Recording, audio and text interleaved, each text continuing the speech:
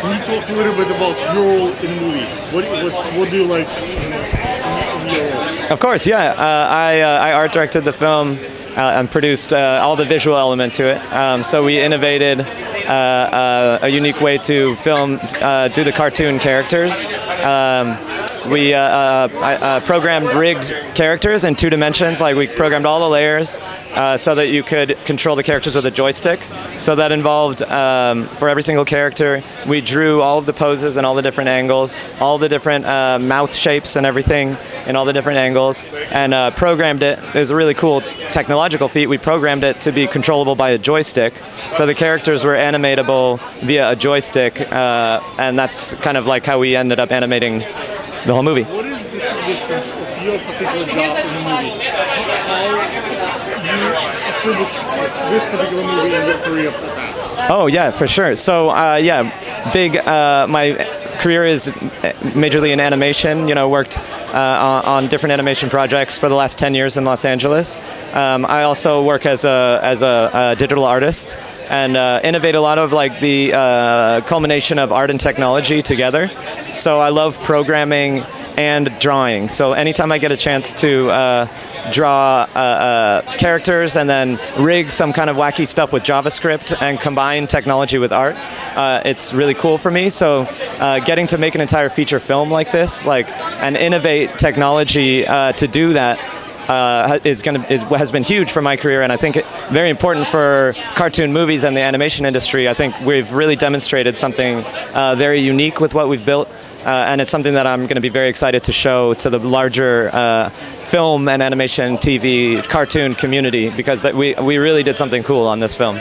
What kind of sacrifice did you personally take in order to make that movie? Sleep deprivation, time away from the family. What's the emotional attachment to the movie? What did you sacrifice for? Okay, so yeah, the question is, what did I sacrifice? First of all, my ulnar nerve. I have like carpal tunnel basically now from being like. How much did you go through? Oh, many. It was multiple years. And it was a lot of drawing, storyboarding. I was involved in all of that throughout the entire process. And yeah, I didn't see the light of day for basically 2 years, just hunched over a computer, animating and creating and building the rigs. So certainly, yeah, my vitamin D levels, probably a little bit of physical health and stuff, but yeah, lots of sacrifice to make this film possible, put everything into it. What is the most memorable moment in the movie that you would think that you will remember 50 years from now, 100 years from now, when you're going to be really old? What will you remember from all the other ones? Okay, so I think the most memorable moment in this film is when the main character fights hundreds of Nazis in space.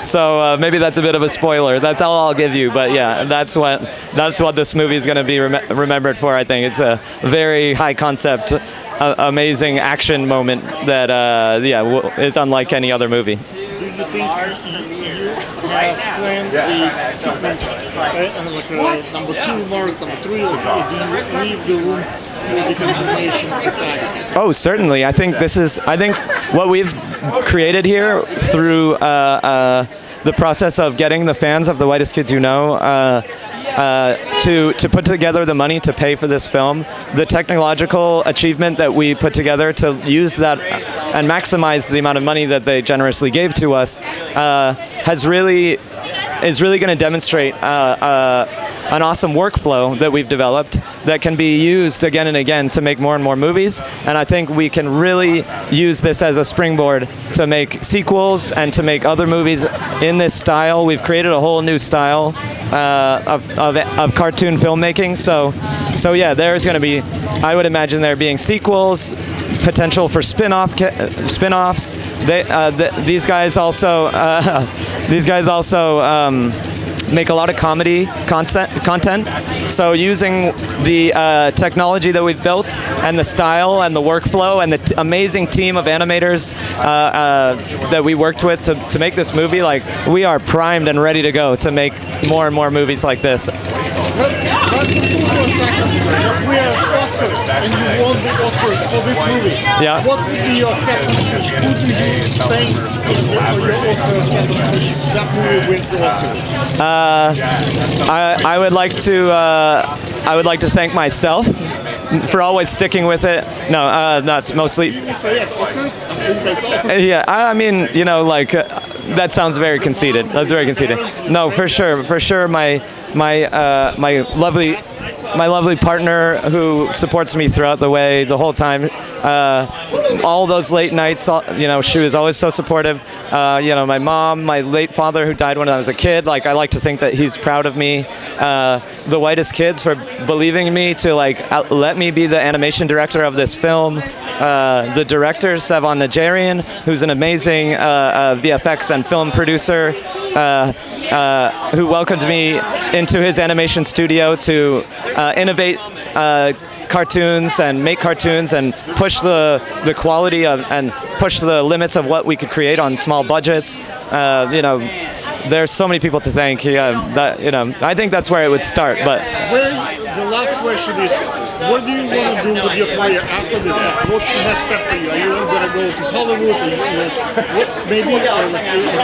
What's your next move? Oh, I have very ambitious plans. So my kind of take on the larger film and animation industry is that it's kind of a broken system with the. How large? Sorry? Pixar, how large? I guess I'm more talking about TV animation, but yeah, I guess even with the larger studios like that. But I'm talking about systems when people create IPs and have to make deals with these giant networks. I think it's a broken system. They hand over all of the IP and ownership structure to it, and I'm trying to create an entirely new platform for TV, animation, film, harnessing Web3 and NFTs, which that's a controversial thing to say in the film and animation industry. But I'm going to try to harness the kind of renaissance in the art scene that's happening there, and combine that with film and animation, and create a new way that we create and produce animated projects and film projects where the creators get to own the IP the whole time, own the royalties, that all the animators that work on it get a piece of the pie. So I have huge ambitions of basically creating a new network, a network that maybe even one day might replace HBO, might replace Netflix, things like that. So I have high ambitions. So I said last question, but I'm thinking one more question that is significant for this particular series question. What's the attribute for the artificial intelligence in the use of that movie and the movies in general? I love this question. So we finished this film before AI came out. So no AI was used in this film whatsoever. The AI question is a very important question that's happening right now. Very controversial. The whole animation industry is very against AI. However, yeah. There is no way we can do nothing about it. So on Instagram, you might see, if you follow animators on Instagram, you'll see that that everyone in solidarity against AI are posting AI with a strike through, right? But I have a controversial take, and I think this might get me in trouble amongst. I'm happy to say it. I will say it. I will sing it from the rooftops. I think that AI is the solution to our kind of exploitation by the people above us. I think the people who should be scared of AI are not creators, but the networks, because the networks aren't going to be needed anymore. You can get together with your friends and create a whole animated. You could create a whole film together, harnessing the tools. That's the key. You can create the movie, but if you don't have access to the theaters like Angelica or Rigo, that's the... True. So you don't have distribution, which is where I think Web3 technologies come into it, and the platform that I want to build. So we'll see how that all goes. But what's important is that I think nowadays AI will remove the gatekeeping barriers that would normally have prevented other people with smaller budgets, lower means, single moms.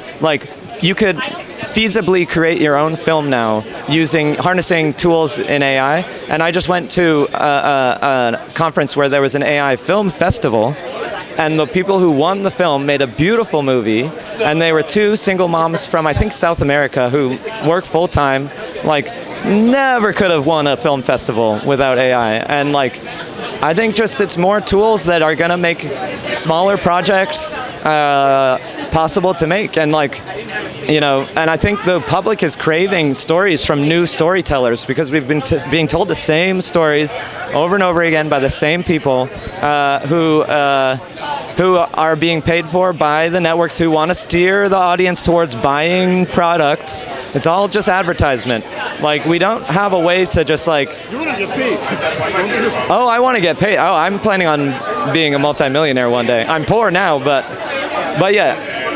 Anyways, it's all a new space. I think we're redefining how film and TV is made, how art is made, and So SAG is still going to exist, the unions are going to go away? so yeah, I'll get a lot of flack as soon as you post this on whatever. Like, people might give me shit for it, and you know, that's okay. But I say to them, like, just use it. Like, keep your jobs, keep your SAG approved jobs and stuff, like keep that as your day job, but use the tools at hand to make the film that you want to make. Like, the tools are is becoming democratized. You don't need some huge high budget anymore. You don't need some ultra expensive camera package anymore. Like, I think AI represents like a democratization of filmmaking. Do you think it will take guys like you and me out of the job at some point?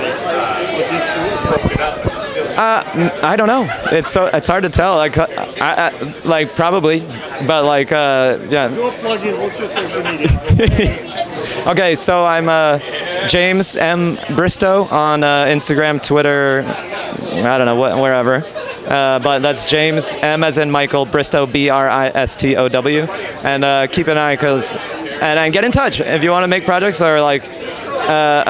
Cool. Yeah. Thanks. Awesome. Yeah. Cool.